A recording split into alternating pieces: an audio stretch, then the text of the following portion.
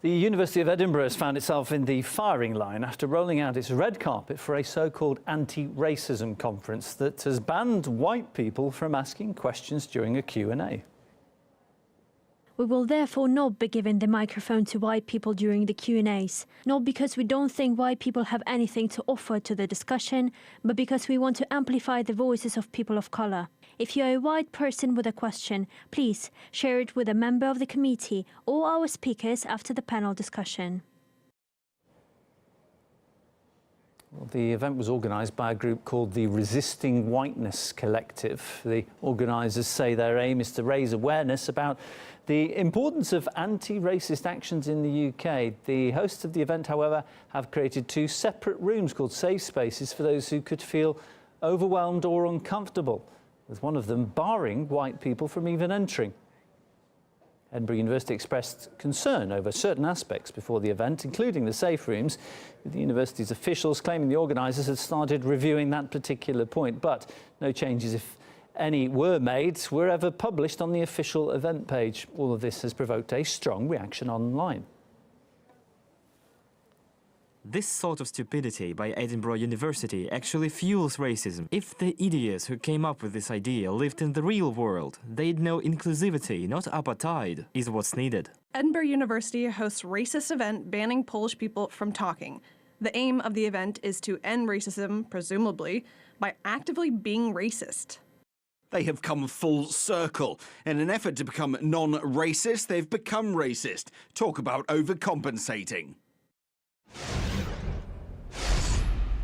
And I'm joined on the line now by David Curtin, who is a Brexit Alliance London Assembly member. Very good evening to you, David. What's your take on this story? I mean, some people are claiming this is reverse racism. What do you think of that claim?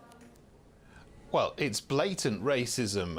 There's no such thing as reverse racism. Racism is excluding people because of the colour of their skin, and this does that. Yeah, whereas before we've had the kind of racism that excludes people and discriminates against people because they're black. This blatantly discriminates against people because they're white, and this doesn't do any good for anybody, whether they're white or black or brown, and this kind of thing just simply should not be happening.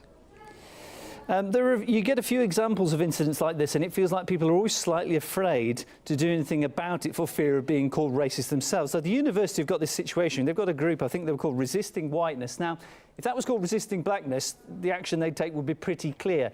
This way round, though, they struggled. Should they have given a platform to this group and given the conditions in which the group was operating? Well, I'm for giving a platform for any group, you know, whatever anyone wants to say. But that's the whole problem with this event, is that they're not allowing a platform for people who are white on the basis of their colour of their skin. And as you say, if someone decided to put on an event called Resisting Blackness, can you imagine the outrage which we would have had from the same kind of people who are putting on this event?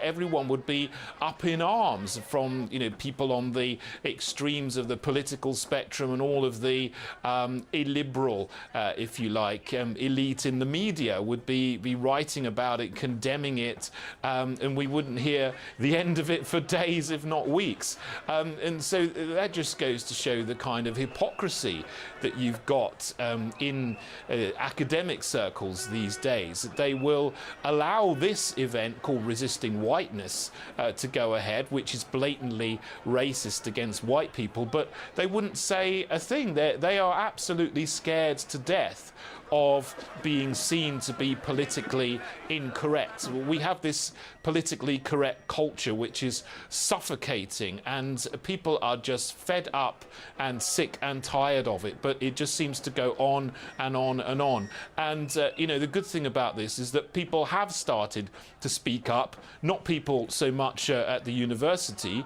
who are still scared, who have said nothing about it, but people in the country as a whole have really just had enough of this kind of thing.